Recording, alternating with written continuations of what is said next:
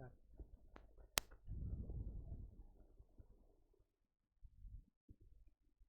Hello friends, तो आप लोग कैसे हैं? उम्मीद करता हूं कि बहुत ही अच्छे होंगे।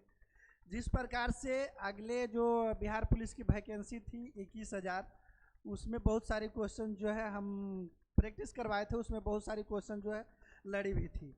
तो इस बार भी उसी तरह का जो बैच चलने वाला है वो मात्र सेट प्रैक्टिस का रिवीजन बैच होगा और कुछ नहीं होगा। स्पेशल चीज़ जैसे होती है कि बिहार स्पेशल और करेंट स्पेशल, इस प्रकार की कुछ नहीं है। सब जो है मिला मिलाया है, सब मिला जुला रहेगा, ठीक ना। तो मिला जुला को जो हम लोग हैं प्रैक्टिस करेंगे। और करेंट की बात है, जहाँ तक आप लोग कभी पूछेगा कि करेंट कहाँ से आएगी, तो करेंट का जो है हम इम्पोर्टेंट जो करेंट है उसका जो है नोट्स अलग से बना रहे हैं। और वही करेंट को जो है आधा आधा घंटा के मात्र 1 घंटा की क्लास होगी और 2 दिन करके जो हम है उसका क्लास लेंगे। और 2 दिन में लगभग करेंट जो है समाप्ति हो जाएगी, उसी से करेंट आएगी। लगभग करेंट 100% तो नहीं कह सकते हैं, लेकिन 70% जो है करेंट उसी से आएगी। क्योंकि जो है हम करेंट चुनते हैं तो बढ़िया से चुन के आते हैं, लाइव नहीं है, ठीक ना। तो आज देखते हैं कि कितने लोग जवाब देते हैं, क्योंकि बिहार पुलिस के तैयारी तो बहुत लोग कर चुके हैं और बहुत कर भी रहे हैं। कुछ लोग यहाँ जो है बैठे भी हैं, तो उनसे भी हम जानने के जवाब का कोशिश करेंगे, ठीक ना। तो आप लोग आइए और जवाब देने की कोशिश कीजिए। और देखिए क्लास 1 आज आज से ही स्टार्ट क्लास हुई है, ठीक ना। तो आज से ही स्टार्ट और डेली चलेगी, उम्मीद है कि डेली चलेगी। 1-2 दिन अब्सेंट भी हो जाएगा तो उससे दिक्कत नहीं है, लेकिन जितना पढ़ाएंगे अगर अभी मुश्किल से अभी कितना दिन बचा होगा बिहार पुलिस के एग्जाम में? 12-15 दिन होगा। तो 12-15 दिन में 10 सेट को प्रैक्टिस करवाएंगे। और 10 सेट्स में उम्मीद कीजिएगा कि कम से कम 65 से 70 क्वेश्चन तो जरूर लड़नी चाहिए, ठीक ना। क्योंकि एग्जैक्ट क्वेश्चन ही लड़ेगी और ऐसा वैसा क्वेश्चन जो है बहुत बारीकी तरह से छाटा गया है, उसके बाद बनाया गया है, ठीक ना। इसमें 1-2 करेंट भी मिलेगा, ठीक। तो आइए क्वेश्चन पर अब हम लोग चलते हैं।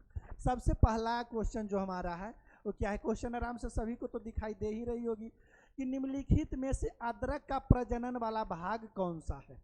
अदरक का जो है प्रजनन वाला भाग कौन सा है? तो सबसे पहले जानेंगे कि प्रजनन भाग क्या क्या है। तो जहाँ से वो उसका अलग पौधा का निर्माण होता है उसी को प्रजनन कहते हैं। जिस प्रकार से देखिए, जैसे कि अब नर प्रजनन के बात कर देते हैं हम लोग, तो उसी से निकलता है। जैसे कि एक स्त्री और पुरुष, उसी से जन्म होता है। तो उसी प्रकार से अदरक से भी प्रजनन होता है। बी अदरक, यानी कि कभी कभी देखते होंगे कि बीज से प्रजनन होता है, कभी तना से भी प्रजनन होता है।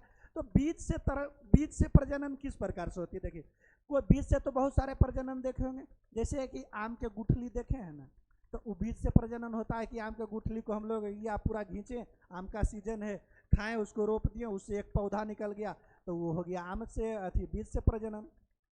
उसी प्रकार से अदरक जो पूछ रहा है किस चीज से प्रजनन करता है, यानी किस भाग से प्रजनन करता है, बताइए तो। अदरक। तो अदरक देखते होंगे आलू और अदरक को, आलू को देखते हैं, अदरक को। तो अदरक इस प्रकार से रहता है, ऐसे टेढ़े मेढ़े। और देखते होंगे कि उसको जब बोते हैं ना हम लोग, तो कहीं एजा से, जिसको कहते हैं आँख निकल गया है, कि यहाँ से कभी निकल जाता है, कभी यहाँ से निकल जाता है, कभी यहाँ से निकल जाता है। और ये जो अदरक के खाने वाले भाग होते हैं उसको हम लोग क्या चीज़? तना कहते हैं। क्या चीज़ कहते हैं? तना। तो तना कहते हैं। तो अदरक का जो प्रजनन वाला भाग है ना, वो तना है। और तना से कौन कौन सा होता है प्रजनन? किसका किसका होता है? तो आलू का भी होता है तना से ही प्रजनन, जिससे कि तना से ही निकल जाए। तो आप कहिएगा कि सर, जो मिट्टी के अंदर रहती है उसको तो हम लोग जड़ कहते हैं, ये भी बात है। तो जड़ किसको? जड़ अगर जो इस प्रकार से नोकीला भाग आपको दिखाई दे तो इसका मतलब ये जड़ है। क्या चीज़ है? ये जड़ है। तो इसमें आदि में देखते हैं कि कहीं नोकीला भाग होता है? नहीं। आलू में कहीं नोकीला भाग होता है? नहीं। हल्दी में नोकीला भाग होता है? इस वन का कोई आकार नहीं है। तो ये सब का जो प्रजनन केंद्र होता है, प्रजनन भाग होता है, वो क्या चीज़ होता है? तना। अब बोलिएगा कि जड़ से प्रजनन, जड़ वाला कौन चीज़ हो? तो जो नोकीला हो गया वो क्या चीज़ हो गया? जड़ हो गया। तो नोकीला में कौन कौन? गाजर हो जाता है नोकीला। तो गाजर को जो हम लोग भाग ग्रहण करते हैं यानी खाते हैं, वो जड़ को हम लोग खाते हैं। और क्या चीज़ हो गया, मूली। मूली का भी भाग को हम लोग क्या चीज़, जड़ खाते हैं। तो यही पूछ रहा, निम्नलिखित में से कौन अदरक का प्रजनन वाला भाग है, तो कौन है, तना। इससे प्रजनन होता है अदरक का, तना से। समझ गए, इसमें कोई दिक्कत नहीं। तो यही याद रखिएगा कि किससे, तो तना से कौन कौन बताएं अभी आप लोग को हम। एक तो हो गई हमारी अदरक, एक क्या चीज़, अदरक। फिर बताएं आलू, फिर बताएं क्या चीज़, आलू। और क्या चीज़, हल्दी, हल्दी, हल्दी भी। और बहुत सारे जो देख लीजिएगा, समझा दिए हैं डायग्राम देके। एक एक करके समझाएंगे तो प्रैक्टिस सेट में पूरा होगा नहीं, वो सब तो फाउंडेशन बैच के है। तो एक मैप बना करके जाइए, ताकि जो है दिमाग सेट में, दिमाग सेट करके जाइए कि ऐसा ऐसा होता है। तो यानी यहाँ जो सोच कर जाइएगा ना, जो दिमाग में जो मैप बना हुआ रहेगा ना, उसी हिसाब से जो है आप वहाँ क्वेश्चन भी सोल्व कर पाइएगा, ठीक ना। नेक्स्ट देखिए, NaCl, सोडियम क्लोराइड का मौलीय द्रव्यमान क्या होता है, मौलीय द्रव्यमान यानी इसका मास बताइए सोडियम क्लोराइड का। तो सबसे पहले जानते हैं कि जितना भी परमाणु संख्या है, उसका परमाणु, जितना भी परमाणु संख्या का जो डबल होता है उसका द्रव्यमान होता है, लगभग में होता है ना। तब लगभग से हम लोग भी मार सकते हैं। जैसे कि बताते हैं कि सोडियम के परमाणु संख्या कितना होता है, 11। क्लोरीन का परमाणु संख्या कितना होता है, क्लोरीन का 17। क्लोरीन का कितना होता है, 17। अब देखिए, अगर जो हम इसका द्रव्यमान की बात करते हैं, तो द्रव्यमान की तो लगभग 22 होगा, यानी 22 से ऊपर होगा, लेकिन 22 से कम नहीं होगा, क्योंकि हम जानते हैं कि इससे लगभग ऊपर ही होता है। और इसमें भी 17 है, तो 17 के डबल से ऊपर ही होगा, कम नहीं होगा। एग्जैक्ट हम लोग जो है भूतला जाएंगे। तो सभी एक चीज़ जान लीजिए कि परमाणु संख्या सबके याद रहती है, द्रव्यमान किसी को एग्जैक्ट मालूम नहीं होता है। तो एग्जैक्ट अप्रोक्स जो है उस पर हम लोग बात करेंगे। तो 17 दूनी 34, 35 भी हो सकता है, लेकिन 36 नहीं होगा, 35 दशमलव कुछ भी हो सकता है। अब इसको हम लोग जोड़े तो कितना होगा, 4 2 6, 3 2 5, यानी 56 से अधिक वाला आंसर होगा, 56 से अधिक वाला आंसर होगा। लेकिन अगर जो इसको हम लोग क्या चीज, इसको अगर जो हम 36 कर देते हैं, इसको तो कहते हैं कि कुछ ज़्यादा ही होता है, कि इसको 22.5 या 23 कर दे, तो इसमें कितना 2 और 3 बढ़ जाएगा, तो 59 हो जाएगा। तो 59 वाला तो ऑप्शन नहीं होगा नहीं। तो यानी अप्रोक्स में हम लोग लेकर के चलेंगे, किस चीज़ में, अप्रोक्स में। तो देखिए 56 से ऊपर लगभग होना चाहिए। ये तो 60 है, ज़्यादा ऊपर है, इसको तो हम लेंगे नहीं। 55 ये बिल्कुल कम है, 54 बिल्कुल कम है, 58.43 होती है, कोई दिक्कत। आप भूलाइएगा नहीं सब। अगर जो हम एग्जैक्ट बता देते कि इसको होता है 22.98 तो भुला जाते, इसको बता देते 35.45 होता है तो भुला जाते। ये जो है हम एग्जैक्ट मान बताएं, ठीक ना, दशमलव में। ठीक, तो इसी प्रकार के क्वेश्चन को सोल्व कीजिएगा। नेक्स्ट क्वेश्चन जो है, नेक्स्ट साइंस का भी क्वेश्चन है और जीके का भी क्वेश्चन है, करेंट सारा क्वेश्चन मिलेगा, लेकिन इंग्लिश का नहीं मिलेगा, ना हिंदी के मिलेगा। काहे कि इंग्लिश जो है अभी नोट बना रहे हैं, कुछ इंग्लिश का जो इम्पोर्टेंट मीनिंग होती है, जो हर एग्जाम में ज़्यादा पूछता है, तो अभी सिनोनियम्स का बनाए हैं, एंटोनियम्स बचा हुआ है। उस मशीन का शक्ति क्या होता है जो 15 सेकेंड में 300 जूल कार्य करता है। तो कार्य की इकाई तो जूल होती है, ये तो हम लोग जानते हैं। तो छोटा छोटा पॉइंट भी जो है हम लोग बताते चलेंगे। और देखिए शक्ति का फार्मूला क्या होता है जानते हैं आप लोग। शक्ति का फार्मूला कार्य बटा समय। कार्य बटा क्या चीज होता है, समय होता है। शक्ति का फार्मूला क्या चीज होता है, कार्य बटा समय। तो अब कार्य कितना किया है, 300 जूल कार्य किया है, और समय कितना लगा है, 15 सेकंड लगा है। तो इसको काट दीजिए, तो 15 दूना के 30 यानी 20 वाट। और देखिए शक्ति की इकाई, शक्ति को क्या चीज में मापते हैं, वाट में। ये ध्यान रखिएगा, शक्ति की इकाई क्या चीज होती है, वाट होती है, ठीक ना, कोई दिक्कत नहीं। अभी इसको बता दीजिए आप लोग, ये क्वेश्चन बहुत ही बढ़िया क्वेश्चन है। इसको बताइए आप लोग। हरित क्रांति तो सब लोग पढ़े हैं। ये हरित क्रांति कब आई, किनके शासन काल में आई, कौन लाए, हरित क्रांति में क्या कौन सी फसल की बढ़ोतरी हुई, भारत में हरित क्रांति लाने वाले कौन हैं, विश्व में हरित क्रांति लाने वाले कौन हैं। ये इससे ज़्यादा हरित क्रांति से क्वेश्चन आगे पूछवे नहीं करेगा, और कभी पूछा है तो उठा के हमको बता दीजिए, ठीक ना। तो देखिए प्रोफेसर MS स्वामीनाथन जो है हरित क्रांति के पितामह कहे जाते हैं, लेकिन भारत के विश्व के पितामह नहीं। भारत के हरित क्रांति के पितामह किन्हें कहा जाता है, तो किसको कहा जाता है? स्वामीनाथन को कहा जाता है, ठीक ना। तो इसमें का आंसर कौन चीज हो जाएगा? हरित क्रांति का भारत में लाने वाले कौन है? स्वामीनाथन है। और स्वामीनाथन कब लाए थे? तो देखिए, जब याद कीजिए आप लोग, जब इंदिरा गांधी के शासनकाल था तो उस समय अवकाश चल रही थी, क्योंकि पंचवर्षीय योजना जो बनी थी, तो उधर 1964 ईस्वी में मर गए थे हमारे भारत के प्रथम प्रधानमंत्री पंडित जवाहरलाल नेहरू। उसके बाद प्रधानमंत्री लाल बहादुर शास्त्री बने, वो भी 1966 ईस्वी में मर गए। तो 1966 से कुछ महीना 66 था, 1966 से 66 से 69 तक अवकाश चला था। अवकाश मतलब इसको कहते हैं हॉलीडे पंचवर्षीय योजना, अवकाश जो चला था। तो इस समय जो है कोई पंचवर्षीय योजना नहीं चल रही थी। इसी समय जो है स्वामीनाथन ने हरित क्रांति लाए थे। और हरित क्रांति में किस फसल की अधिक बुआई होने लगी? तो गेहूं फसल पर विशेष ध्यान दिया गया। किस पर ध्यान दिया गया? गेहूं की फसल पर विशेष ध्यान दिया गया। और विश्व में बताइए हरित क्रांति का जनक किसे कहा जाता है? नॉर्मन बोरलॉग को कहा जाता है। किनको कहा जाता है? नॉर्मन बोरलॉग को। नॉर्मन बोरलॉग को कहा जाता है। कोई दिक्कत? विश्व में किसके शासन काल में आया था? तो उस समय भारत के प्रधानमंत्री कौन थे? इंदिरा गांधी के शासन काल में आया था। कोई दिक्कत? इसमें तो कोई दिक्कत नहीं। अब श्वेत क्रांति बता दीजिए, श्वेत क्रांति का जनक किन्हें कहा जाता है? वर्गीज कुरियन को। किनको कहा जाता है? श्वेत क्रांति का जनक वर्गीज कुरियन को कहा जाता है।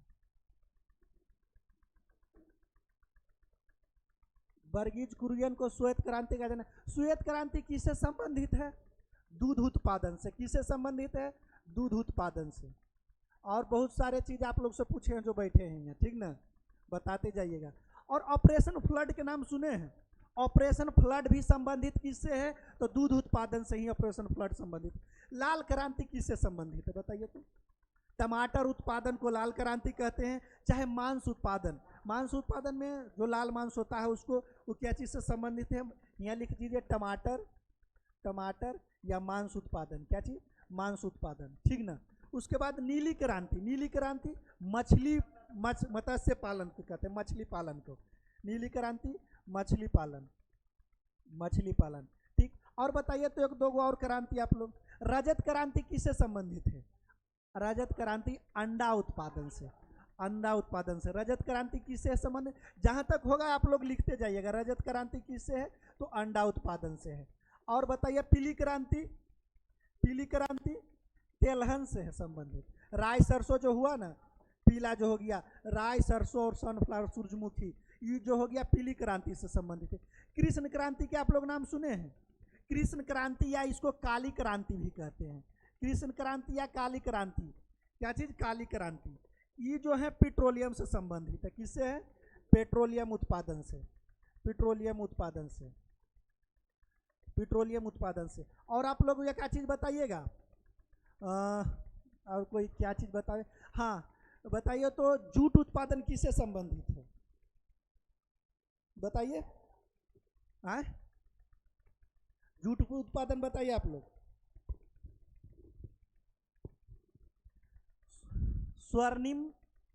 स्वर्णिम रेशा क्रांति। स्वर्णिम रेशा क्रांति किसका है? स्वर्णिम रेशा क्रांति। ये क्या चीज से संबंधित है? जूट उत्पादन से। किस उत्पादन से? जूट उत्पादन से। और बताइए कपास का उत्पादन कौन क्रांति कहलाता है? कपास का उत्पादन सिल्वर क्रांति जो है कपास उत्पादन है। सिल्वर क्रांति कौन सा उत्पादन है? सिल्वर क्रांति कपास उत्पादन से।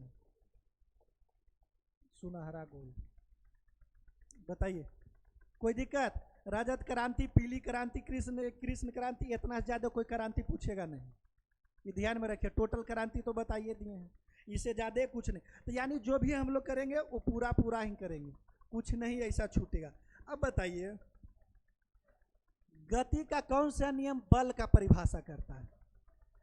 गति का देखिए कुल जो है इतना कुल भुला लें आप लोग, कमेंट में जरूर बताइएगा। जो है बल का परिभाषा जो देता है वो दूसरे से होता है। न्यूटन के दूसरा नियम पहला, न्यूटन के पहला नियम से जो है जड़त्व का नियम मिलता है। जड़त्व का नियम क्या चीज है जानते हैं? कि अगर जो कोई भी वस्तु विरामावस्था में है तो विरामा में ही रहना चाहेगा, अगर जो कोई भी वस्तु गति अवस्था में है तो गति अवस्था में ही रहना चाहेगा। कोई दिक्कत?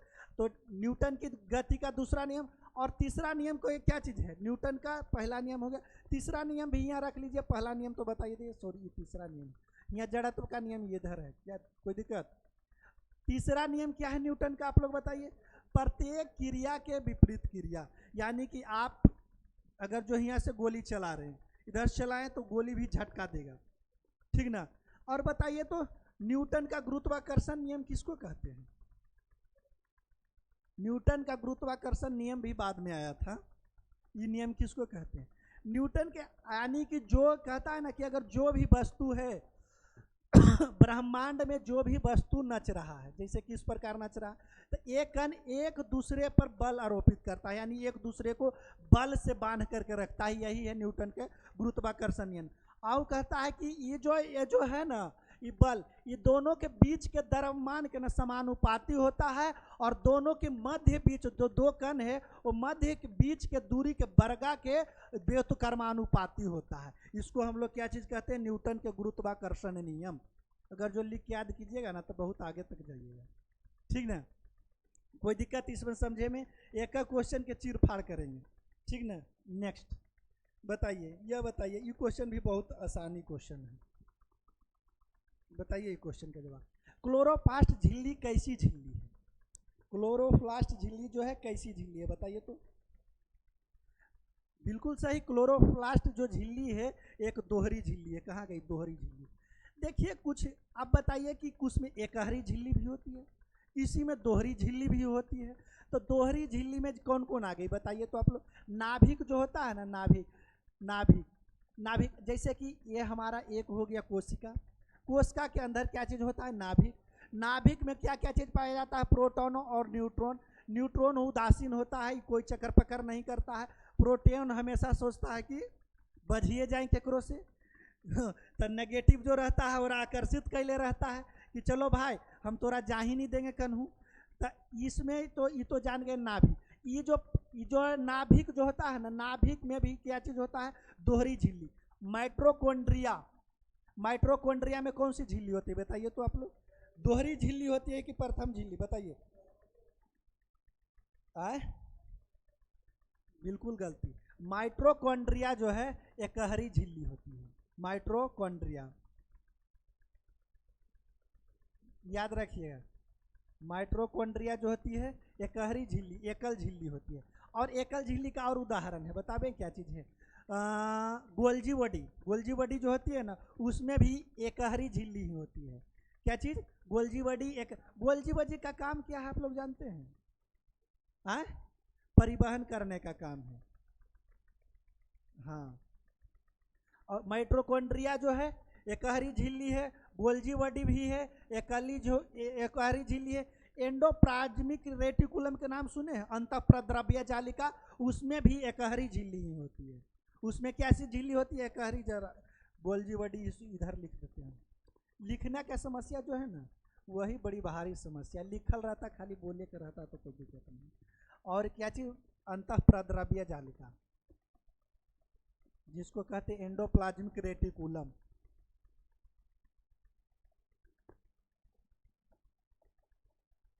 अंतःप्रद्रव्य जालिका, कोई दिक्कत?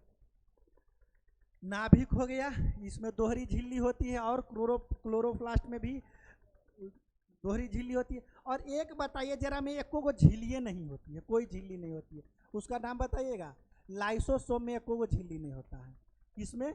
लाइसोसोम। लाइसोसोम में एको को झिल्ली नहीं होता है। लाइसोसोम में एक भी झिल्ली नहीं होती। कोई दिक्कत? देखिए इससे ज़्यादा क्वेश्चन पूछ सकता है तो बता दीजिएगा हमको, ठीक ना, कि यहाँ से ज़्यादा क्वेश्चन आ जाए। देखिए एंटीबायोटिक पेनिसिलिन, पेनिसिलिन दर्द निवारक जो है इंजेक्शन था एंटीबायोटिक, उसका खोज किसने किए थे? तो अलेक्जेंडर फ्लेमिंग किए थे। आर्किमेडीज किस चीज़ का खोज किए हैं बताइएगा? उत्प्लवन का सिद्धांत के दिए थे तो आर्किमेडीज दिए थे। किसका? उत्प्लवन। उत्प्लवन का सिद्धांत किसने दिए थे? आर्किमेडीज। ग्राहम बेल के बताइए तो। टेलीफोन का आविष्कार किसने किए हैं? टेलीफोन का आविष्कार ग्राहम बेल। और रेबीज के टीका के खोज किसने किए थे? Louis Pasteur. कोई दिक्कत? लुई पास्चर जैसे जैसे, और लुई पास्चर पस्चुराइजेशन का कार्य किए थे। पस्चुराइजेशन क्या होता है जानते हैं? पस्चुराइजेशन होता है ना कि दूध को हम कितना देरी तक गर्म करें, चाहे कोई भी खाद्य पदार्थ को हम कितना देरी तक गर्म किया जाए कि वो अधिक से अधिक देर तक जो है सुरक्षित रह सके और जैसे बासी ना हो, उसमें कीड़ा उड़ा ना लगे, इसको हम लोग पस्चुराइजेशन कहते हैं। कोई दिक्कत नहीं। नेक्स्ट बताइए, आ गया यह भारत का जीएसटी। भारत में जीएसटी कब लागू हुआ था? तो 1 जुलाई 2017 को जो है भारत में जीएसटी लागू हुआ था। और बताइए तो 1 जुलाई को जीएसटी लागू हुआ था। कैमा संविधान संशोधन था? 101वां संविधान संशोधन था। कैमा संविधान संशोधन था? 101वां संविधान संशोधन। और जो है जीएसटी किस देश से लाया गया, किस देश के आधार पर है?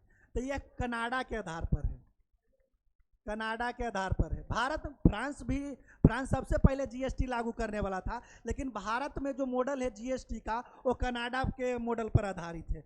किसका मॉडल पर आधारित है? कनाडा के मॉडल पर आधारित है। और बताइए आप लोग, जीएसटी जो होता है goods service tax. Goods service tax मतलब जितना भी वस्तु पर जो टैक्स लगता है ना, उसको हम लोग गुड्स सर्विस टैक्स कहते हैं। अब बताइए, गुड्स सर्विस टैक्स प्रत्यक्ष कर है कि अप्रत्यक्ष कर है? अप्रत्यक्ष कर है। अप्रत्यक्ष कर किसको हम लोग कहते हैं जानते हैं? कर दो प्रकार के होते हैं, प्रत्यक्ष कर और अप्रत्यक्ष कर। प्रत्यक्ष कर जिसको हम डायरेक्ट देते हैं, डायरेक्ट। अब डायरेक्ट किसको हम लोग देते हैं? जैसे नगर कर हो गई। नगर कर मतलब कि जैसे कि साफ सफाई, शौचालय करवाता है, घर निर्माण करवा रहे हैं, तो उसमें जो हम टैक्स देते हैं नगर निगम का टैक्स देते हैं। आयकर जैसे कि हमारे अकाउंट में पैसा आया तो उससे टैक्स कटती है, तो डायरेक्ट हम ही टैक्स उसको भर रहे हैं, तो ये सब जो हो गई प्रत्यक्ष कर हो गई। और जैसे हम लोग जुआ, तो अभी तो ट्रेंडिंग पर है कि सब जुआ खेलता है, कोई जूपी लूडो खेलता है, कोई आईपीएल में उसको कुछ कहते हैं ड्रीम 11 खेलता है, तो उसमें से जो पैसा आती है हम तो जीते हैं कि 3 करोड़ में 30% टैक्स भी लगता है जीएसटी के रूप में। तो वो सब जो हो गया प्रत्यक्ष कर, जो हम डायरेक्ट भर रहे हैं। अब प्रत्यक्ष कर का इस क्या चीज़ हो गया? ये हम शर्ट खरीदें, शर्ट का दाम कितना है? 520 रुपया।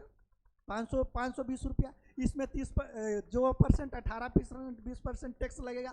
ये टैक्स हमें देंगे नहीं, हम दुकानदार वही 520 रुपया बोल दिया, 520 रुपया, 30 रुपया जीएसटी, 550 रुपया आपका हो गया, ऐसे नहीं बोलता है। तो हम ई टैक्स वा किसको देते हैं? दुकानदार को।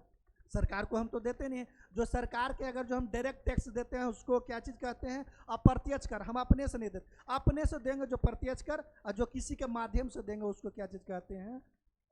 अप्रत्यक्ष कर। तो जीएसटी है अप्रत्यक्ष कर, इसको हम डायरेक्ट अपने नहीं देते हैं, ठीक ना। नेक्स्ट अब बताइए, ये वाला ये क्वेश्चन बताइए। इससे पहले एक क्वेश्चन आपको और देते हैं, ठीक ना, वो भी बहुत बढ़िया क्वेश्चन है। ये कौन सा क्वेश्चन है? हाँ, ये क्वेश्चन बताइए, उसके बाद आप उसका जवाब अपने से आपको मिल जाएगा, ठीक ना। ये सब बताइए गौतम बुद्ध का जन्म लुम्बिनी में हुआ था, इसकी पुष्टि किस शिलालेख में है? देखिए, तो गौतम बुद्ध का जन्म जो हुआ है लुम्बिनी में हुआ था, नेपाल के लुम्बिनी में हुआ था, ये तो कुल जानता है। तो इसका अशोक भी बहुत से लिखे हैं, अभिलेख, शिलालेख, अभिलेख। पुलकेशिन भी लिखे थे, प्रयाग प्रशस्ति जो हरिसेन लिखे थे इनका। तो इसी प्रकार से जो है बताइए कि गौतम बुद्ध का जन्म हुआ था लुम्बिनी में, इसका साक्ष्य तो कहीं मिलना चाहिए। तो देखा गया कि किन्हीं का शासन काल में आए थे तो इनका साक्ष्य मिला, तो किनके शासन काल में कि इनका जन्म जो हुआ है लुम्बिनी में हुआ? तो सम्राट अशोक के शासन काल में। सम्राट अशोक के शासन काल में देखिए कि सम्राट अशोक जो थे किस धर्म को मानने वाले थे? तो बौद्ध धर्म को मानने वाले थे। ये बौद्ध धर्म में लगभग कई 84,000 बौद्ध विहारों का निर्माण करवाए थे। 42,000 लगभग इन्होंने बौद्ध मठों का निर्माण करवाए थे। तो ये जो है बौद्ध धर्म के प्रचार प्रसार के लिए बहुत सारे काम किए थे। इनके पिताजी कौन थे? बिंदुसार, हाँ, अशोक के पिताजी कौन थे? बिंदुसार किस धर्म के मानते थे? अजीबक संप्रदाय के मानने वाले थे। कौन संप्रदाय को? अजीबक संप्रदाय को। तो ये सब याद रखिएगा कि बिंदुसार किसको मानने वाले थे? बिंदुसार। इस पर लिखने का नहीं रहता, ठीक ना। अजीबक संप्रदाय को मानने वाले थे। और उसके बाद सम्राट अशोक किसको मानने वाले थे? बौद्ध धर्म को मानने वाले थे, बौद्ध धर्म। और देखिए इनके दादाजी कौन थे? चंद्रगुप्त मौर्य। वो कौन धर्म को मानते थे? जैन धर्म को मानते थे। तो इनकर जो कुल है वंश में है ना अलग अलग धर्म, हम अन्य एक वंश में जन्म गए तो एक को मानेंगे। हमारे भारत सरकार जो है कि काम करती है कि आप हिंदू हैं तो मुस्लिम होने में बड़ी समस्या लगेगी।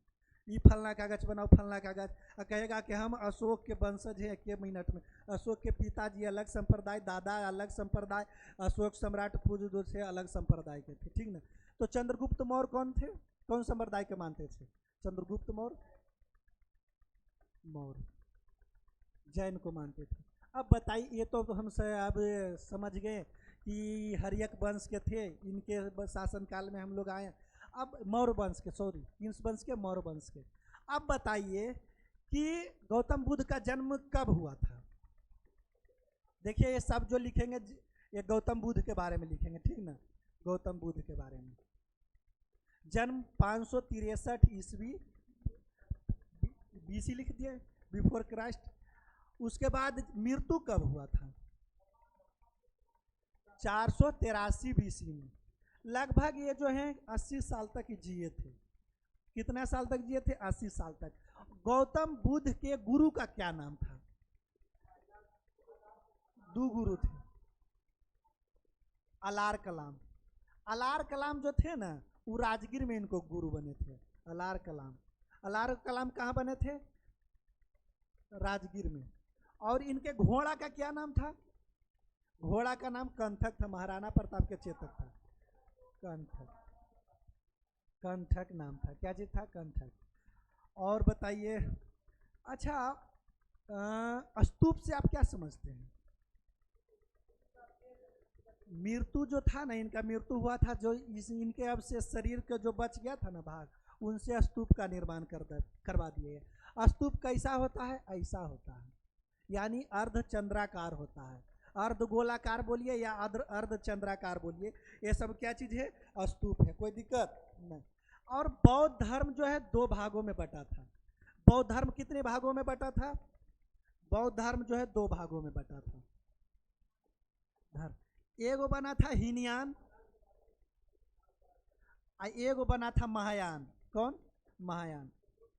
और देखिए हीनयान भी एक धर्म ला दिया था, जिसको हम लोग कहते हैं ब्रजियान। ब्रजियान क्या चीज कहते हैं? ब्रजियान।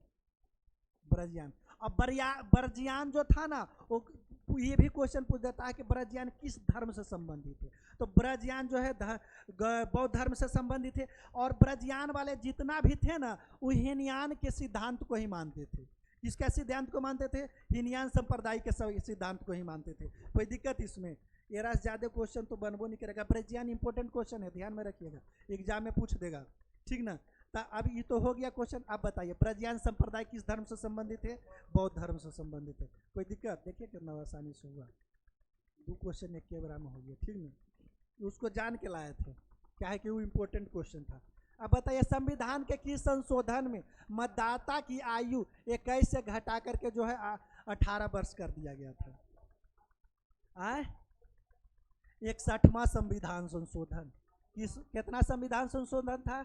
61वां संविधान संशोधन।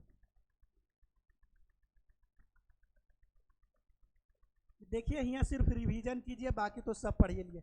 61वां संविधान संशोधन कब आया था? 1988 के अधिनियम के तहत 1989 ईस्वी में।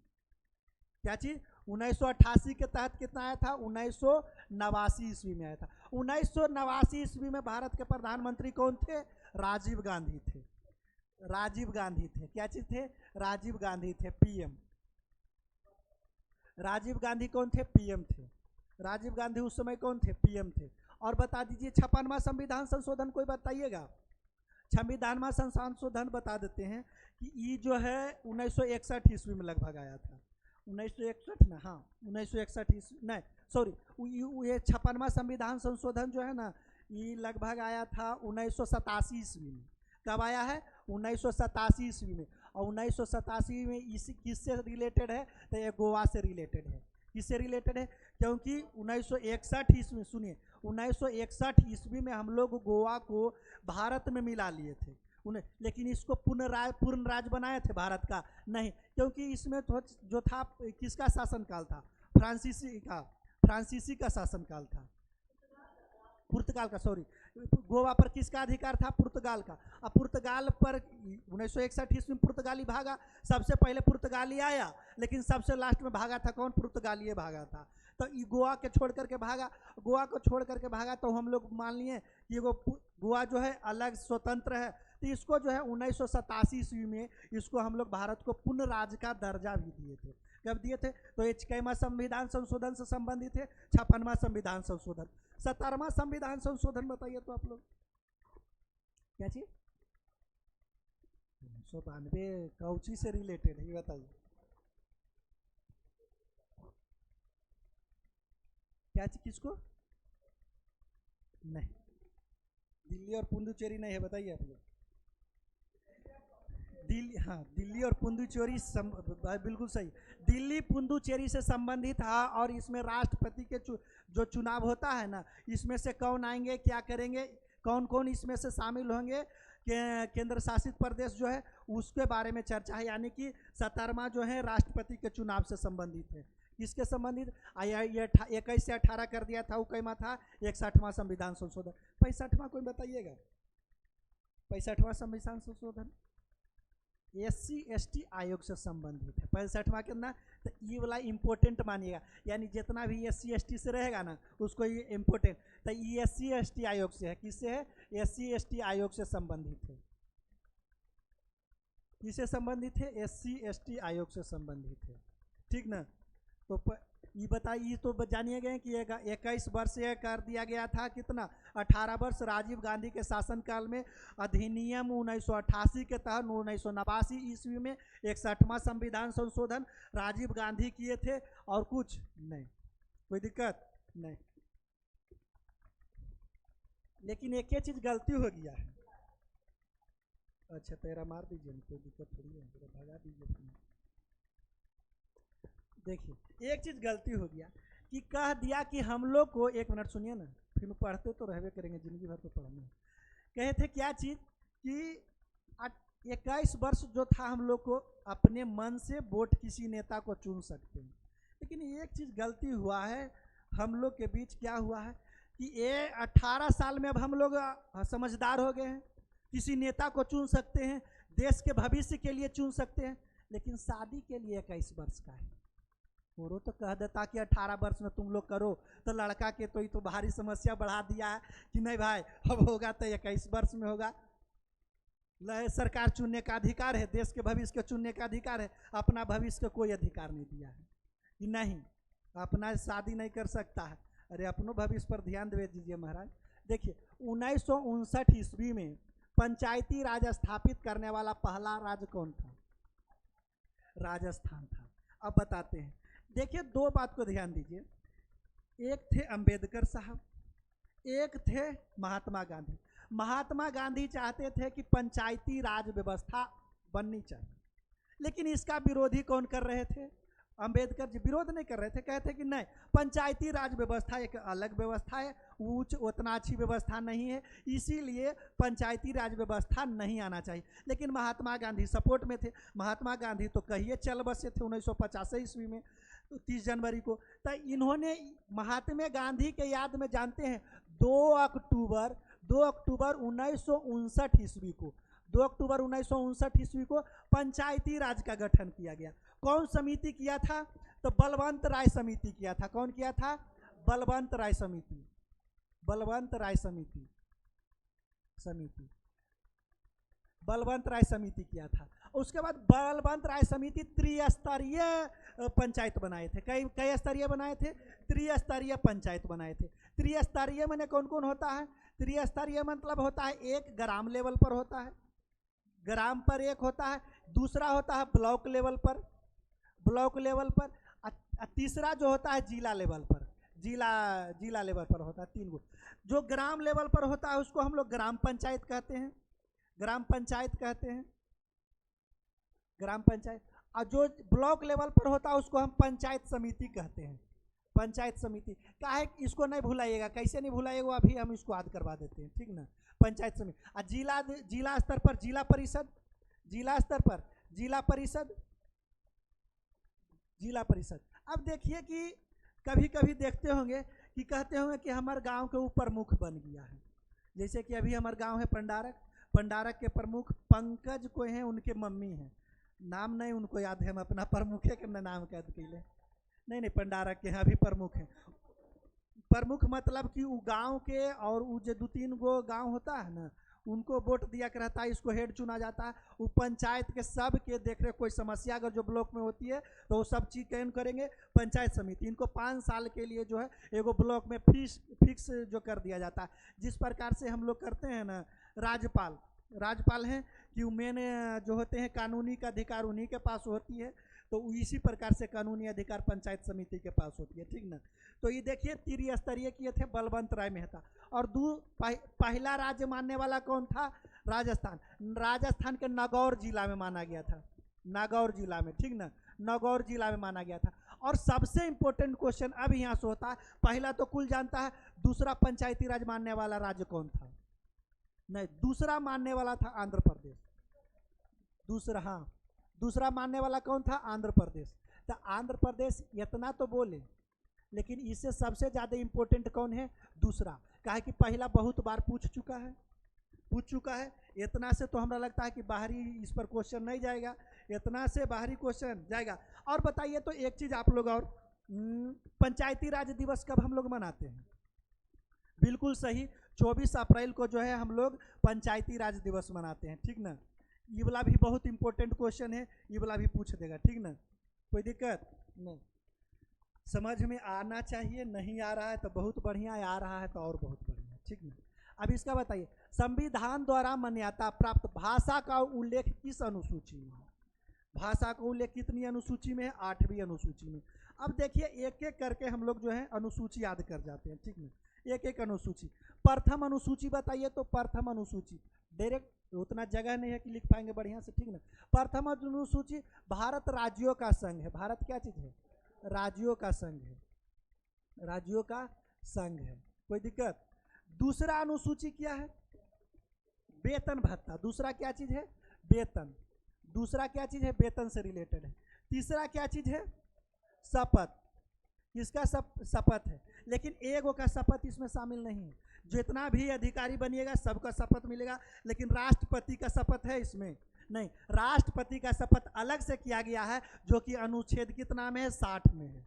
अनुच्छेद कितना में है? 60 में है राष्ट्रपति का शपथ। राष्ट्रपति को छोड़ाकर सबका शपथ जो है इसमें शामिल किया गया है। चौथा बता दीजिए आप लोग क्या चीज है? राज्यसभा के सीट। सही बोल रहे हैं।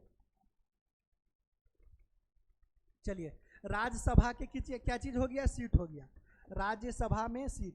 बिहार में बताइए तो राज्यसभा में सीट कितना है? राज्यसभा के सीट, राज्यसभा के सीट कितना है? 16 है, कोई दिक्कत नहीं। पांचवा बताइए तो SC ST आयोग। SC ST यानी कि वही जो अनुसूचित जाति या जनजाति। और बताइएगा आप लोग एक चीज, बिहार में विधानसभा में कितना सीट है? 243 सीट। विधान परिषद में 75 है सर, 243। 243 में अनुसूचित जाति के लिए कितना सीट है?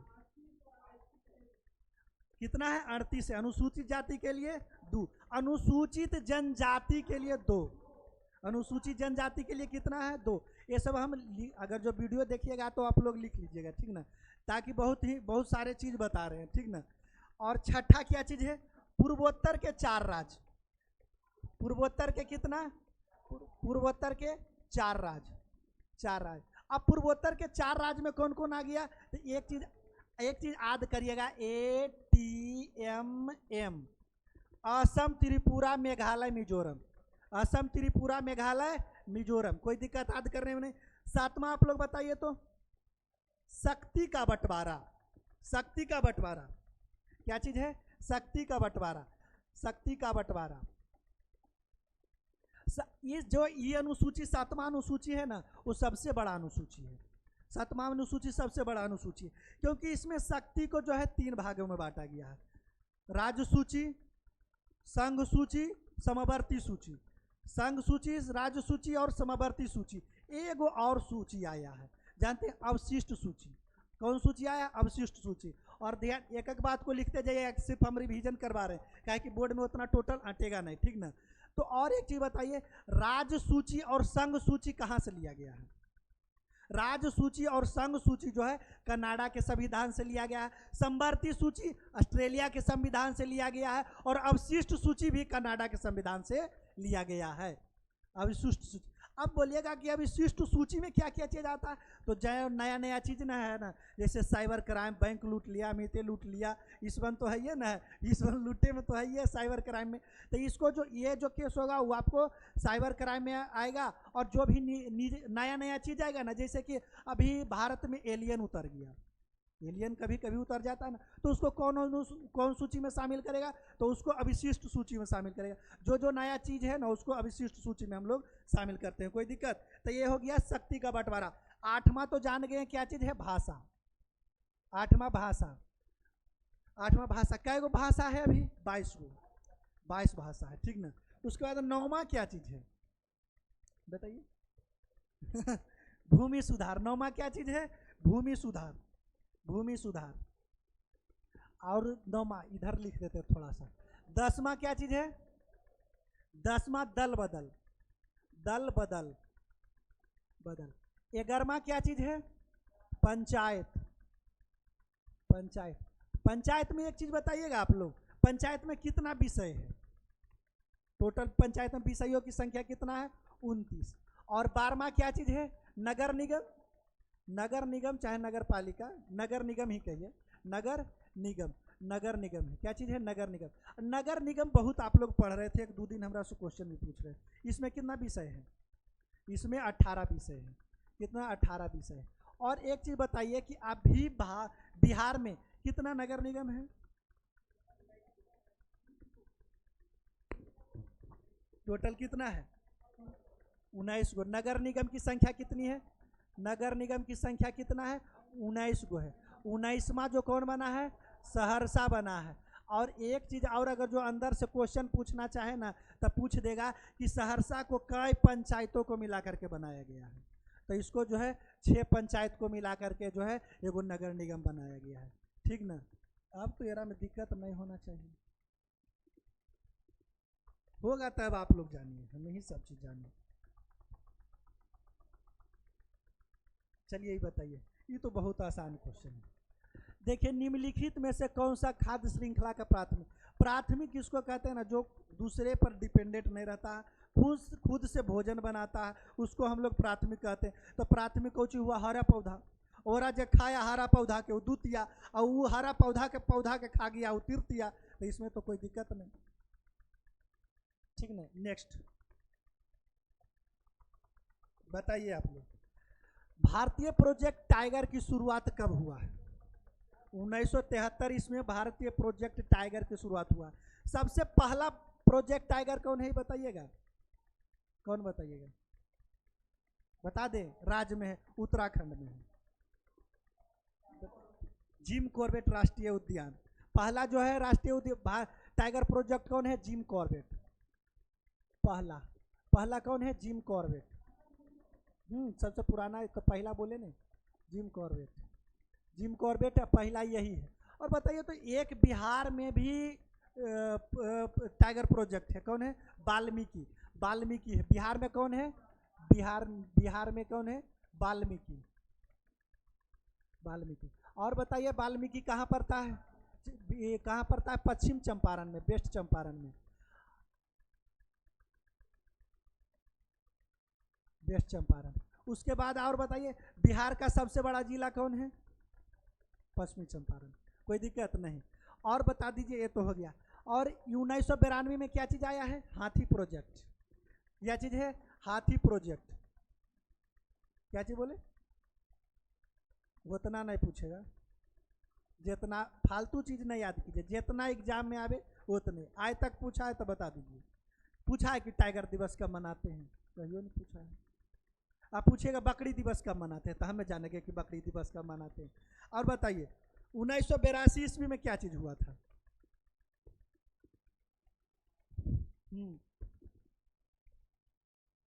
बताइए 1982 में क्या हुआ था? नहीं जानते हैं? 19 ही बताइए। 1997 1982 नहीं, इसको कर लीजिए, जानते हैं 1987, तो एगो इम्पोर्टेंट डेट आ जाएगा। 1982 में कुछ खास नहीं हुआ, ठीक है। 1987 में आप लोग ओबीसी कौन कौन है बताइए? आप हैं ओबीसी, बहुत बढ़िया। 1979 ईस्वी में ना मंडल आयोग का गठन किया गया था। मंडल आयोग का गठन किया गया था। और बताइए कि 1979 ईस्वी में किन के भारत के प्रधानमंत्री कौन थे? मोरारजी देसाई थे। यहाँ के प्रधानमंत्री कौन थे? मोरारजी देसाई।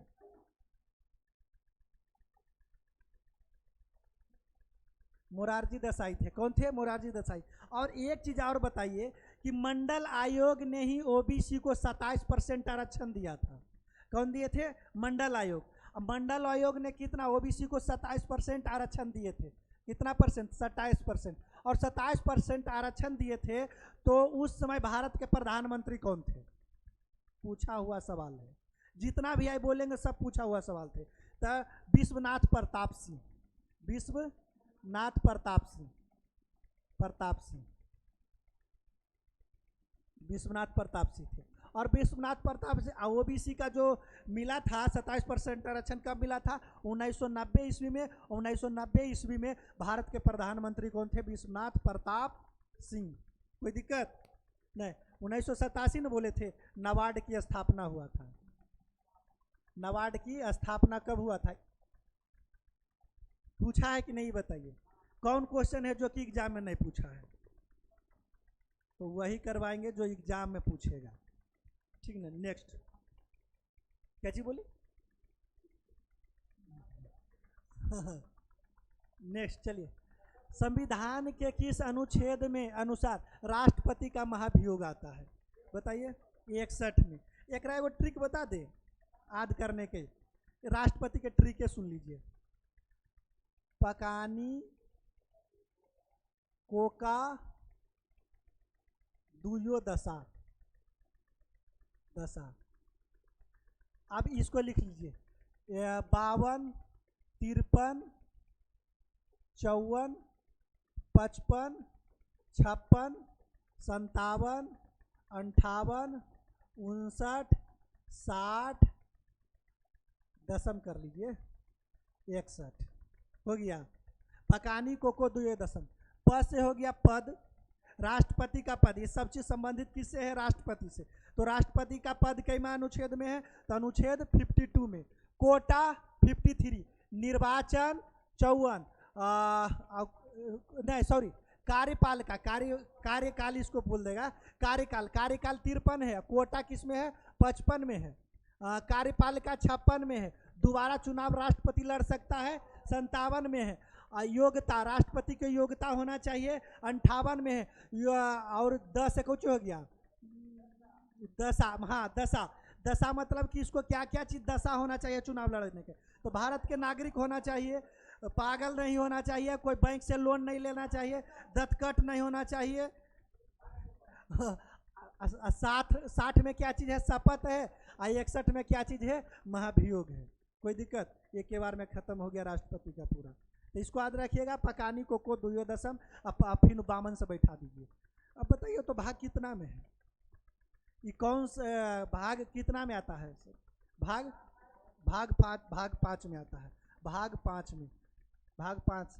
और ये कौन सा भाग 5 को क्या चीज कहते हैं? संघ। क्या चीज कहते हैं? संघ। कोई दिक्कत नहीं। नेक्स्ट। प्रोजेक्ट टाइगर भी आ गया। ये नहीं ना आया है? नहीं। ये देख लीजिए। ये क्वेश्चन अभी अगर जो कोई शिफ्ट में नहीं आएगा ना तो हमरा कह दीजिएगा। एक शिफ्ट में ही क्वेश्चन जरूरी आएगा। नहीं आएगा तो आज के बाद से नहीं पढ़ना चालू, पढ़ने बंद कर दीजिएगा। आए बताइए। भारतीय super league ISL Indian super league 2024-25 का खिताब किसने जीता है? बताइए किसने जीता है?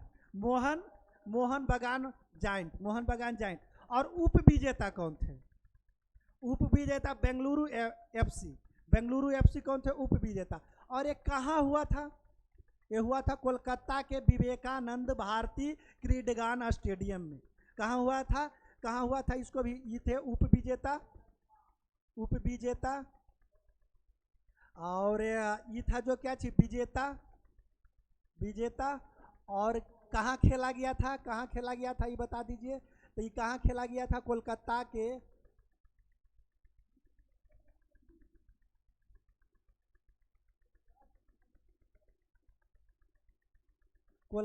के विवेकानंद भारती, ये वाला जरूर याद रखिएगा, ठीक ना? विवेकानंद भारती क्रीडगान में हुआ था,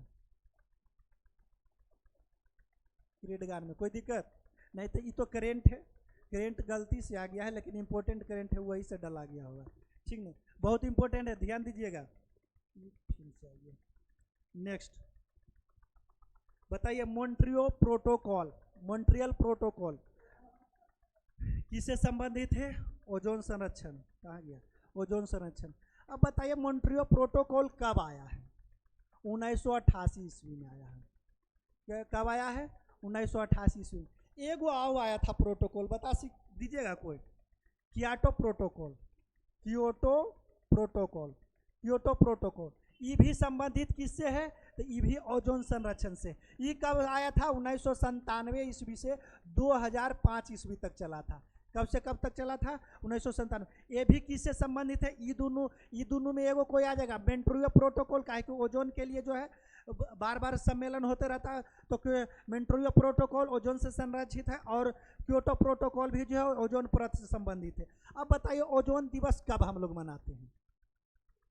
जो दिवस पूछेगा वो दिवस भी देंगे हम।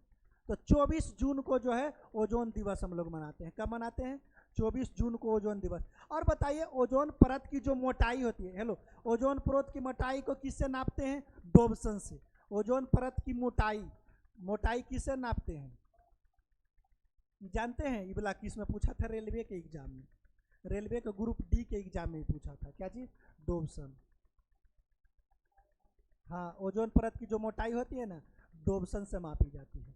और इसका क्षरण भी हुआ है, ह्रास भी हुआ है सीएफसी गैस का बहुत मात्रा में प्रयोग के कारण, और जो है धीरे धीरे सीएफसी गैस खत्म कर दिया गया है। अब जो है कार्बन डाइऑक्साइड सबसे हानिकारक गैस हो गया है, उसके बाद मीथेन है दूसरा नंबर पर, ठीक ना, जो ओजोन परत के प्रभावित करता है। अब ये बताइए क्वेश्चन आप लोग, भारतीय संविधान सभा का विचार सबसे पहले किसने प्रस्तावित किया था?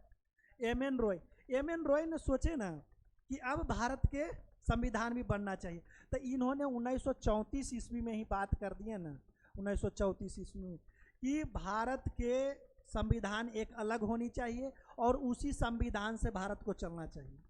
तो 1905 संविधान के मांग कर दिए थे 1934 ईस्वी में। उसके बाद क्या हुआ कि इन्होंने सब मांगना चालू कर दिए कि नहीं संविधान। तो 1935 ईस्वी में आया था वो भारत शासन अधिनियम 1935 ईस्वी में, जिससे 80% लगभग संविधान हम यहीं से फोटो कॉपी किए थे 1935 में। तो सबसे पहले किनको आया था? एम एन रॉय को आया था। और एक चीज़ बताइएगा, नव भारत का यानी नया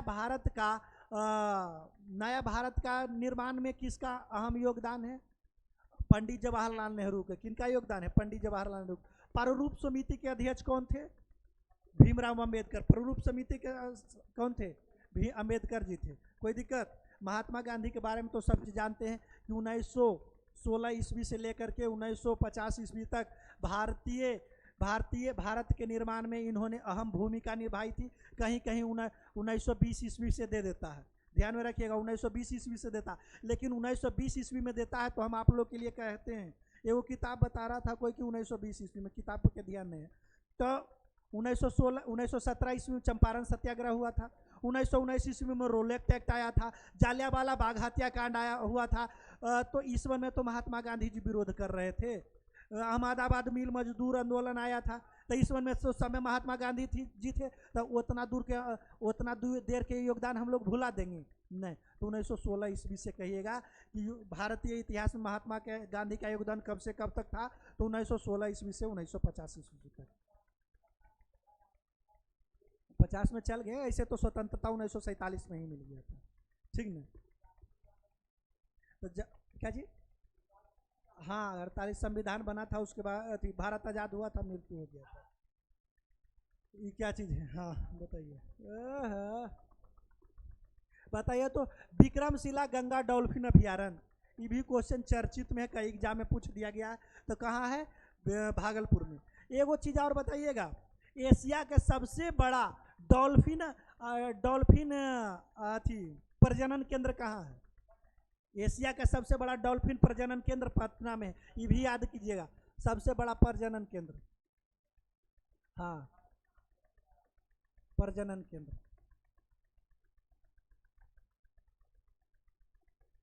डॉल्फिन का। क्या चीज का? डॉल्फिन का। याद रखिएगा, कहाँ है? हमारा अपना पटना में।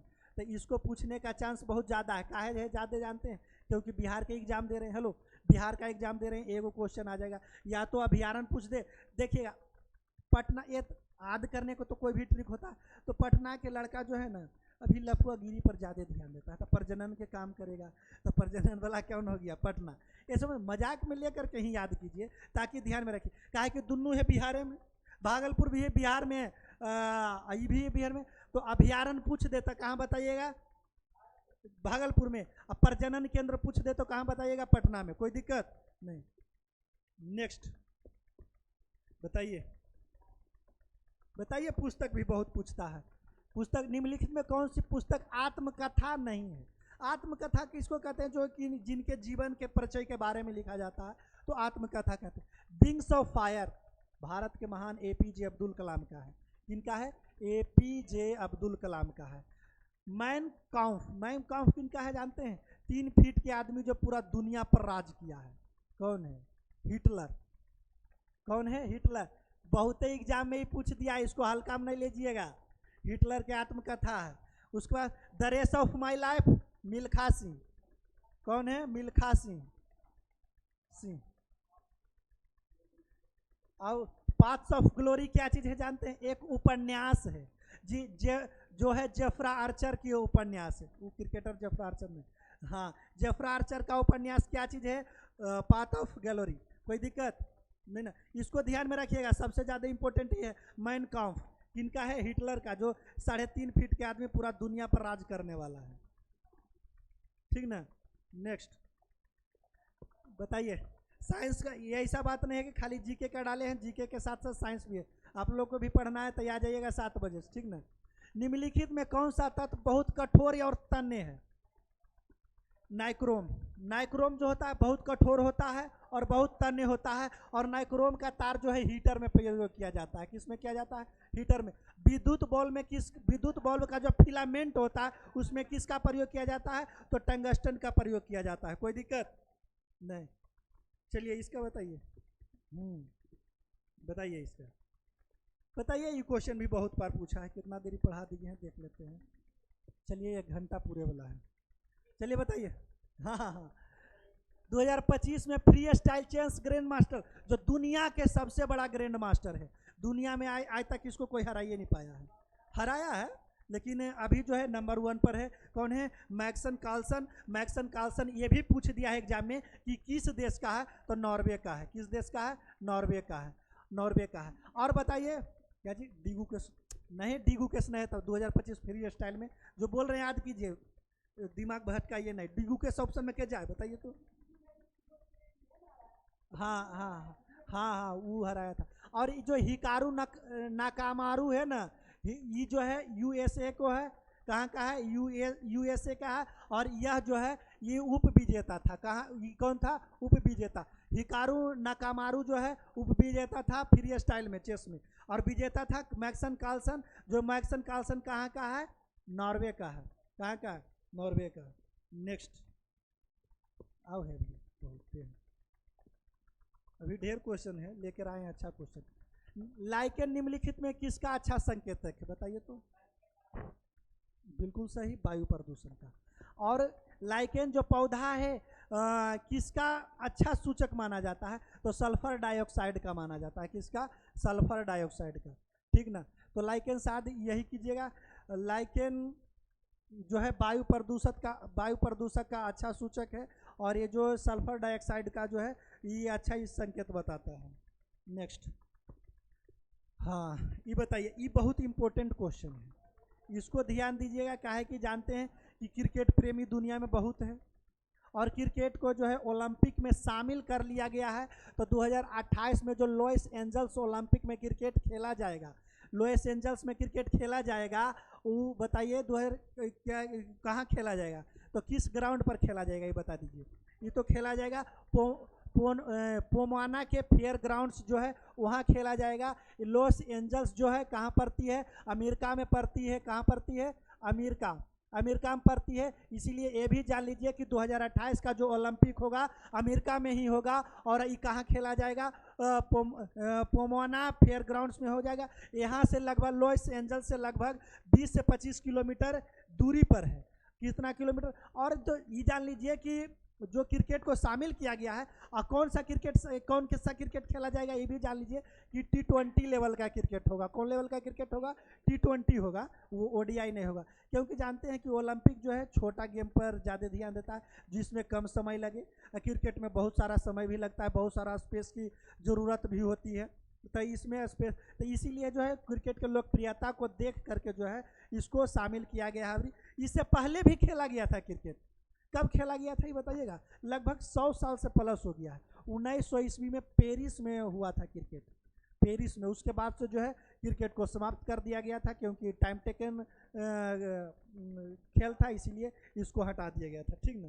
तो उतना नहीं पूछेगा, लेकिन इतना पूछ देगा कि 2028 का जो ओलंपिक है वो कहाँ खेला जाएगा? अमेरिका में खेला जाएगा। और क्रिकेट को शामिल किया गया है, वो किस प्ले ग्राउंड में खेला जाएगा ये भी पूछ देगा। और पूछ देगा किस टाइप का ये क्रिकेट है, तो किस प्रकार का होगा? T20 प्रकार का होगा। ठीक ना।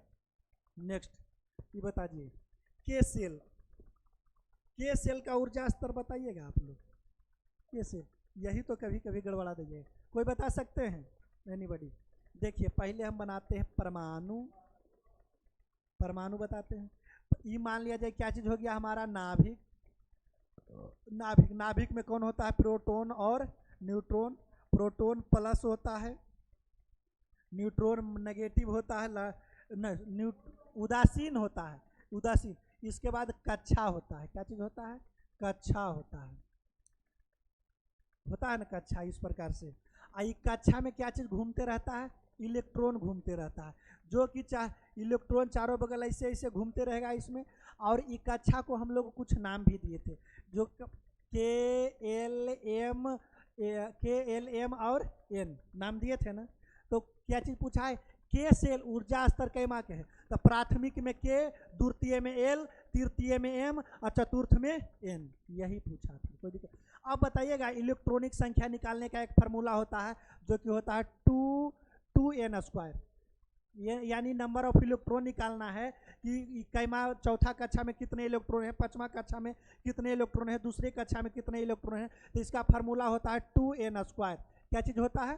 2n²। आप पूछ दे कि पहला कक्षा में कितना इलेक्ट्रॉन होता है, तो कहेंगे क्या चीज? 2 गो। तो कहिएगा 2 गो, इस फार्मूला पर निकाल के बताइए। तो कक्षा नंबर 2, तो 2 दे दिए। और सॉरी, पहला में कहें क्या? फार्मूला में है 2, कक्षा नंबर कितना है? पहला में कै गो रहेगा? पहला, तो 1 के गुना कर देंगे n, और n 1 के स्क्वायर कर देंगे, तो 1 के स्क्वायर 1 गुने 2, यानी पहला में 2 गो रहेगा। तो इसी प्रकार दूसरा में 8 गो रहेगा, तीसरा में 18 गो रहेगा, इसी प्रकार से। तो के सेल का ऊर्जा स्तर कैमा है? पहला। पूछ देगा n का कैमा है? चौथा। n का चौथा है। l का पूछ देगा तो दूसरा, m का पूछ देगा तो तीसरा। यही सब क्वेश्चन नहीं समझने के कारण एग्जाम में जो है गड़बड़ी भी होती है। ठीक ना। बिहार पुलिस क्या भरे हैं? दौड़ लो नहीं जाएगा आपको। और क्वेश्चन है? नहीं, अभी है ये है कि बताइए एक चीज और बताइए। ये भी क्वेश्चन देखिए, जितना भी क्वेश्चन आप लोग अभी तक देखे होंगे सब एग्जाम में पूछल है। प्रीसेट प्रैक्टिस तो बहुत सारे कर रहे होंगे, तो देखते होंगे। आलू के चिप्स में किस वातावरण में प्लास्टिक थैलियों का पैक किया जाता है? कौन सा वातावरण का किया जाता है? नाइट्रोजन के। नाइट्रोजन का प्रयोग काहे ला करते हैं जानते हैं? ये खाद्य पदार्थ जितना भी है ना, उसमें नमी की मात्रा को सुखा कर रखता है, और नमी की मात्रा जब सूखा हुआ रहेगा ना, तो वो खराब होबे नहीं करेगा, उस पर कीड़ा लगबे नहीं करेगा, और आएगा नहीं, बसियाएगा नहीं, इसको कहियो खा सकते हैं। ठीक ना। नेक्स्ट बताइएगा आयोडीन के बारे में कुछ बताइएगा। आयोडीन, आयोडीन की कमी से कौन सा रोग होता है? घेघा रोग। कौची खाएंगे तो आयोडीन मिलेगा? नमक खाएंगे तो बहुत बढ़िया। टाटा नमक, देश का नमक। बताइए बर्फ का गलनांक क्या है? आय -273 के जा पड़ गए हैं। देखिए कितना होता है? 72। बर्फ का गलनांक, यानी बर्फ का गलनांक जो है ना, इतना से गलने लगेगा। और 0 डिग्री सेल्सियस जो है ना, 0 डिग्री सेल्सियस, ये एक ऐसा बिंदु है ना जिस पर बर्फ जमना भी स्टार्ट होता है और गलना भी स्टार्ट होता है। माइनस में जाएगा तो जमना स्टार्ट हो जाएगा, प्लस में जाएगा तो ये क्या चीज गलना स्टार्ट हो जाएगा। क्या चीज हो जाएगा? गलना। अब पूछ दे कि जल का सबसे अधिक घनत्व कितना डिग्री सेल्सियस पर होता है? 4 डिग्री सेल्सियस पर। और 4 डिग्री सेल्सियस पर किस चीज पर होता है? 4 डिग्री सेल्सियस पर जल का सबसे अधिक घनत्व। घनत्व यानी सबसे ज्यादा गढ़ जल जो गाढ़ा होगा 4 डिग्री सेल्सियस पर। और पूछ दे कि केल्विन में कितना पर होगा, तो 273 के बाद जितना होगा ना, उसमें 273 के बाद उतना जय केल्विन डिग्री पूछ देगा, या डिग्री सेल्सियस लगा दीजिए, 4 बढ़ा दीजिएगा तो कितना हो जाएगा? 277 पर 277 डिग्री केल्विन पर क्या चीज होगा? एकदम एक घनत्व सबसे ज्यादा होगा जल का। कोई दिक्कत नहीं। आप पूछ देगा जल का हिमांक क्वथनांक बिंदु कितना है? क्वथनांक मतलब जल उबलने लगे, तो सेल्सियस में तो मानते हैं क्या थी? 100 डिग्री सेल्सियस। 100 डिग्री सेल्सियस पर जल उबलने लगता है, और जल उबलने के बाद क्या चीज होता है? आप पूछ दे कि केल्विन में कितना, 13 में 100 ऐड कर दिए तो यानी 377 केल्विन पर जल का क्वथनांक बिंदु होता है। जल का क्वथनांक बिंदु 377 केल्विन में और 100 डिग्री सेल्सियस में। कुछ पूछ देगा, केल्विन पूछे या कुछ पूछ दे, कोई दिक्कत नहीं। तो इसी बढ़िया से पढ़िए, इससे में आ गया ना। हाँ ये बताइए तो आप, ओहो ये बताइए multi man of India's partition नामक पुस्तक किसके द्वारा लिखा गया है? अच्छा गिल्टी मैन ऑफ है ना, गिल्टी मैन ऑफ इंडियाज बताइए तो। यह राम मनोहर लोहिया जी के द्वारा लिखा गया है। किनके द्वारा लिखा गया है? राम मनोहर लोहिया जी के द्वारा है पुस्तक। महात्मा गांधी पुस्तक तो लिखे हैं, और माई एक्सपेरिमेंट विथ ट्रूथ, सत्य के साथ मेरा प्रयोग, ये जो है इनकी आत्मकथा है। यंग इंडिया इनके समाचार पत्रिका है, यानी साप्ताहिक पत्रिका है समाचार। और यंग इंडिया हो गया, हरजन हो गया, ये सब जो है इनकी पत्रिका। लाला हरदयाल जो है एक पार्टी का गठन किए थे, गदर पार्टी की। गदर पार्टी के गठन इन्होंने कब किए थे? 1913 ईस्वी में। कब किए हैं? 1913 ईस्वी में किए थे। और लाला लाजपत राय, हाँ लाला लाजपत राय पर लाठीचार्ज हुआ। इन्होंने भी एक पुस्तक लिखे। इनके पुस्तक को कोई चीज बताइएगा कि कौन पुस्तक लिखे हैं? दुखी भारत। दुखी भारत, क्या कि इनको इतना बेचारा के मारा था ना 100 लाठी, किल का साबुत होगा। तो इन्होंने क्या चीज? दुखी भारत इन्होंने लिखे। कोई दिक्कत? एकदम बढ़िया से ऑपरेशन करिए रहे हैं।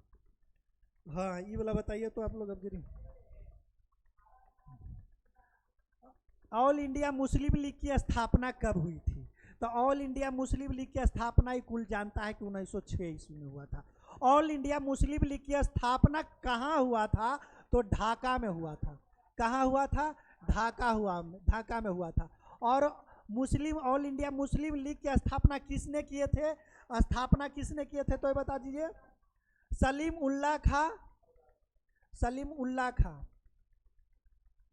उल्लाह खां और आगा खां। और कौन किए थे? आगा खां। और देखिए अब जब मुस्लिम लीग की स्थापना हुई, तो मुस्लिम लीग को चलाने के लिए एक संविधान की जरूरत पड़ेगा, एक नियम कानून का जरूरत पड़ेगा। तो इसका संविधान कहाँ बना था? तो संविधान जो है ऑल इंडिया मुस्लिम लीग का संविधान कराची में बना था। कहाँ बना था? कराची में बना था। और एक चीज बताइएगा आप लोग, हाँ, और एक चीज और बताइए कि इनका जो है पहला अधिवेशन कब हुआ था?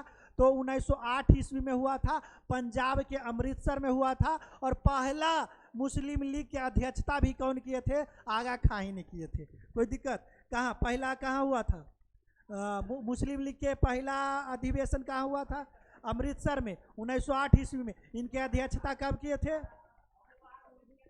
आगा खां किए थे। और एगो मुस्लिम लीग के और हुआ था अधिवेशन 1940 ईस्वी में हुआ था, बड़ी पॉपुलर है। 1940 ईस्वी में कहाँ हुआ था ये?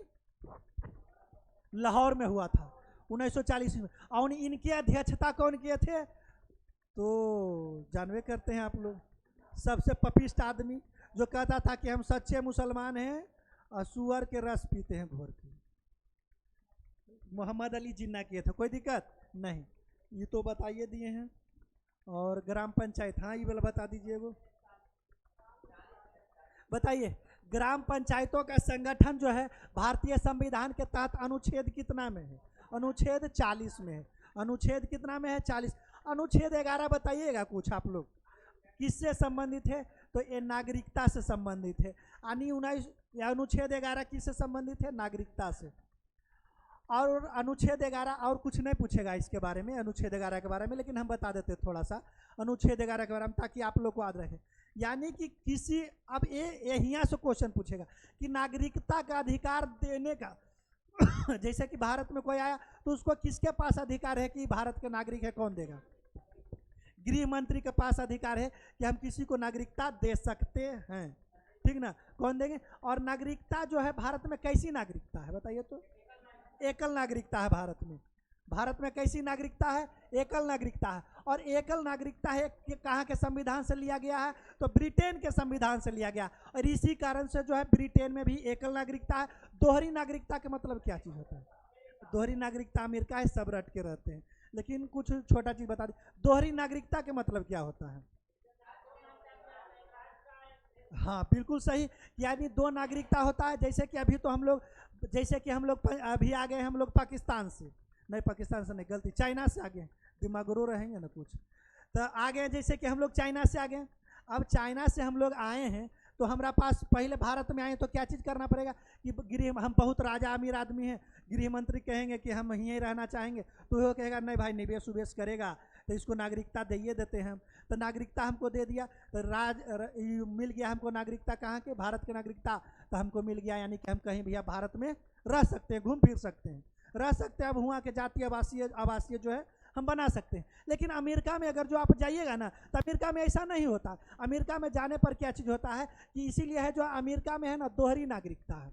अमेरिका में दोहरी नागरिकता, आप गए अमेरिका के तो नागरिकता आपको लेना पड़ेगा। अब फिर दूसरे बात वहाँ से बताइए कि आप किस राज्य में अमेरिका के रहना चाहते हैं, और जिस राज्य में रहिएगा वहाँ की नागरिकता भी आपको लेने पड़ेगी। इसीलिए दोहरी नागरिकता कहाँ है? अमेरिका में। कोई दिक्कत? और अनुच्छेद 11 तो समझ गए, इससे कोई दिक्कत नहीं। और नागरिकता जो है कब मिलता है? कितने वर्ष की आयु में मिलता है नागरिकता, जो बताइएगा हम लोग को? नहीं, नागरिकता आपको वोट देने के अधिकार आएगी तभी नागरिकता आएगी, यानी कि 18 वर्ष के बाद। ही नहीं कि ब्याह की उम्र में 21 वर्ष में बता दीजिएगा। नागरिकता 18 वर्ष में। लेकिन मौलिक अधिकार जो हम लोग को पास होता है वो बचपन से होता है, लेकिन नागरिकता हमको कब मिलती है? 18 वर्ष के एज में मिलती है। कोई दिक्कत नहीं ना? और अनुच्छेद 44 बताइए तो क्या चीज़ है? समान संहिता। समान संहिता यानी समान संहिता किस राज्य में भी है? फिलहाल सबसे पहला गोवा राज्यों में। समान संहिता क्या चीज़ होता है जानते हैं? यानी कि अगर जो तुम ब्याह करेगा, चाहे तुम मरेगा, चाहे तलाक देगा, सबके लिए एक नियम होगा, दूसरा नियम किसी के नहीं। अब जैसे कि यहाँ होता है मुस्लिम संप्रदाय में कुछ और तलाक का प्रावधान है कि बोल देगा तलाक तलाक तलाक तो हो गया तलाक। हिंदू में है कि तलाक लेना है तो एक पहले जाइए तलाक के पेपर भरिए दोनों पति पत्नी, लेकिन उसके बाद 2-3 महीना के वक्त देता है कोर्ट की नहीं, आप दोनों पहले सोच समझ लीजिए। ऐसा आवेश में आप ले सकते हैं, ले रहे हैं, आवेश में भी तो ले रहे हैं, तो ऐसा नहीं 2-3 महीना समझ लीजिए। अगर जो 2-3 महीना के बाद आपको लगे कि हम नहीं तलाक लेंगे तो ले लीजिए। तो क्या चीज़ है? समान नागरिक संहिता से। कोई दिक्कत? अनुच्छेद 48 क्या चीज़ है? यानी दुधारू पशु, एक मिनट, दुधारू पशु को आप वध नहीं कर सकते हैं, इसका हत्या नहीं कर सकते दुधारू पशु के। तो इसीलिए देखते होंगे कि कोई गाय लेके जा रहा है, कोई बैल लेके जा रहा है, तो ओकरा काटे पर रोक लगा रहा है भारत सरकार। और तब बैल के रोकनो नहीं चाहिए। तो उस प्रकार से तो धार्मिक हाथ, भारत हिंदू प्रधान देश है, इसीलिए मनमानी करते हैं। अब कहें कि जैसे कि हमारे प्रधानमंत्री कर दिए हैं कि बैल नहीं कटना चाहिए, इतना बाछा कुल्हे बिगाल बोलता है, और खा लेगी, कोई देवे वाला है आज तक के डेट में? कोई नहीं है। अब बकरिया के काहे हम काट के खा गए, औरों में तो जीव है, औरों पर रोक लगाइए। तो ऐसा उस पर राजनीति और हटा दीजिए, और से हम लोग को कोई सब मतलब नहीं है। अब बताइए, ये वाला क्वेश्चन बताइए। 2011 के जनगणना के अनुसार कितना प्रतिशत शहरी जनसंख्या है? तो 11% शहरी जनसंख्या है, यानी बिहार में जो है 11% हम लोग रह रहे हैं। बिहार का घनत्व बताइएगा आप लोग। बिहार का घनत्व, बिहार का घनत्व कितना है? 1106 व्यक्ति प्रति वर्ग किलोमीटर। कितना? और भारत का घनत्व कितना है? 382। भारत का घनत्व कितना है? घनत्व कितना है? 382। 382 की व्यक्ति प्रति वर्ग किलोमीटर। कोई दिक्कत? और बताइए बिहार के बारे में आप लोगों को कुछ बताइए। बिहार में साक्षरता दर कितना है? साक्षर कितना % है बिहार? कितना है? एगो कोई बोलिए। कुछ वाला हटा दीजिए आप लोगों ने। 61 पॉइंट देख लेते हैं। बिहार में साक्षर कितना % है बताइए? 61.8% है। कितना है? 61.8। एग्जैक्ट याद कैले रहिएगा, क्या कि 61 ऑप्शन में ढेर देगा। अब बताइए बिहार, भारत का लिंगानुपात कितना है? 943 है। 943 है भारत में लिंगानुपात, ठीक ना। अब बताइए बिहार का लिंगानुपात 918 है। लिंगानुपात कितना है?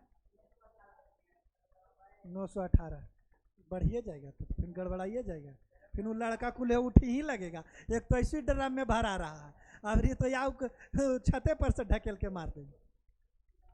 नहीं, लड़का का वैल्यू बढ़ जाएगा। 1000 लड़का पर आ जाएगी 800 लड़की, ये फालतू। तो ठीक है, वही सब ही। लड़का की जनसंख्या ज़्यादा है, लड़की के कम है, तो मैनेज कर रही है, कभी ड्रम में कभी पहाड़े पर से उलट के, इसमें अभी मैनेज चल रहा है, ठीक ना। हाँ, अब बताइएगा एक चीज, आप बिहार के सबसे साक्षर जिला कौन है?